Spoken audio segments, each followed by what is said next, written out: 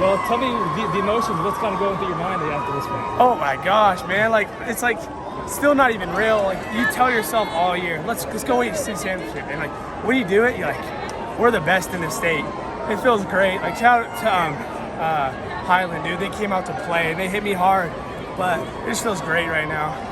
It seems like to us you played one of your best games of the season tonight. Yeah. Where do you think this one ranks in terms of games you played so far? Like Just in terms of like some of your best games you played here, right? Oh, yeah. Where does this one rank? I definitely, there's lots of things I did wrong in this game. Like I didn't take like the smaller things. I looked for the bigger ones. But we had our offensive coordinator called great plays, and we just had to do our thing. We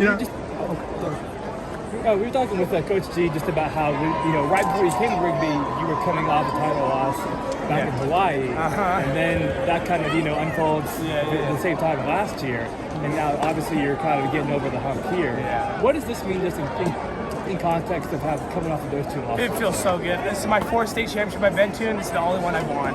So it's kind of sweet for me. Just kind of a senior. It's the last one. Exhausted. That's what I am. Yeah. And the Tiger, last year,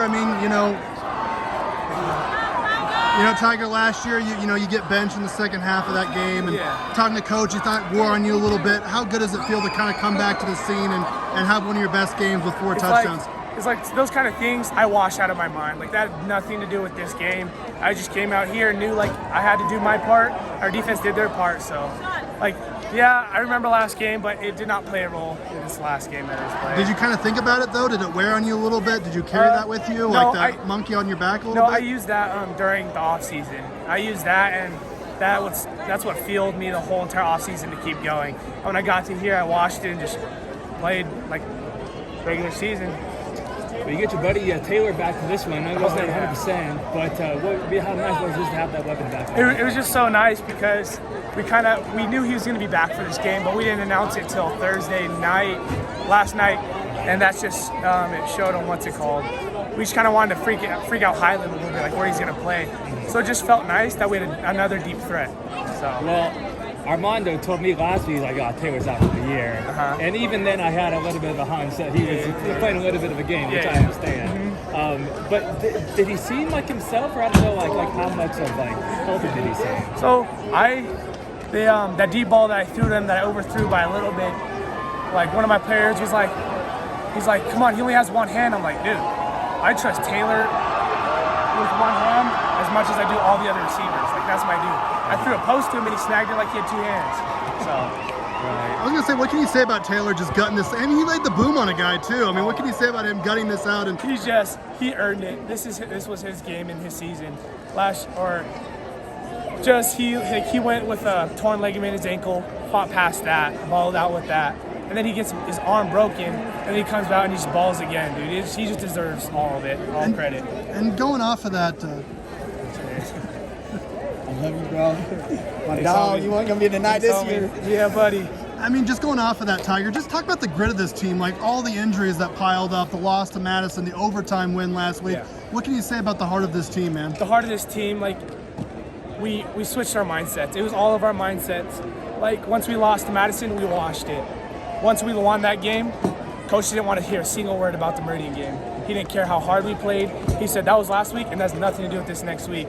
So just the grit in this team to be able to take what they want and then just clear it and then just want more and more. It's crazy. What's going on with the pink hair dye? What's the story so behind it that? was red. Okay. My girlfriend, she did it red, but I don't think I left it in long enough because we wanted to bring back the Red Devil kind of theme. Okay. And so when she put it in, I didn't keep it in long enough because I'm not patient. And so more and more it's coming out to be pink. Did you guys, because he told me, or Gonzalez told me about the whole Red Devil thing after the Capital game. Yeah. You dyed your hair. I guess, did the other guys do anything to follow that theme? Or I don't know how much No, just my little brother. I got a whole bunch of white boys on my team with blonde hair. They don't want to do that. And then the last thing I think for me, Tiger, I mean, it was a tough first quarter, but I thought the floodgates opened for you guys in the second. What changed with you guys to get it going? So we came out and we studied them all week for cover 6. And we came out our first few series, and they played a whole different defense. They played a 4-4, cover 1, cover 3. And so once we adjusted with that, we kind of just picked on that one corner to see if he's going to leave for the out and just leave a streak or not, and that's when Coleman Lord scored.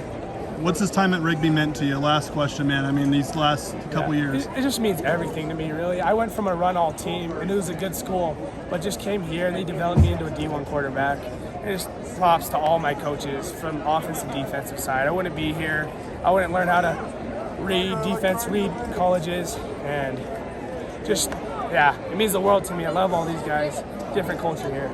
Real quick, I think it would be easy to look at all the scores of your guys' games this season and just be like, oh man, they're just like blowing everybody out. You know, they're obviously the best team in the state. Mm-hmm. I'm wondering though, like from somebody like yourself who has the understanding of like how those games went and how you guys got better and you know what happened. What do you think you kind of learned about this team just as the season went on and like kind of how as the game kind of unfolded? Sorry, I just blanked out. No. Everything you said. Ask that question like a little bit simpler. Sure. I mean, because obviously, like if some dude that just walked in here, just looked at all the scores of your games, they would think like, holy cow, like they're obviously the best team, like this is insane.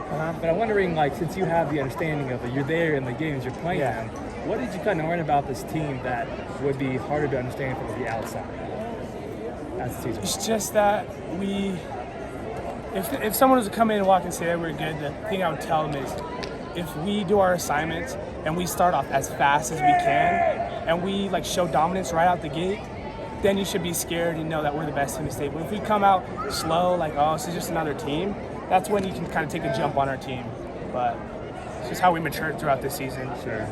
All right, Tiger, that's all. Congratulations, man. Thank you so much. Hey, thanks, man.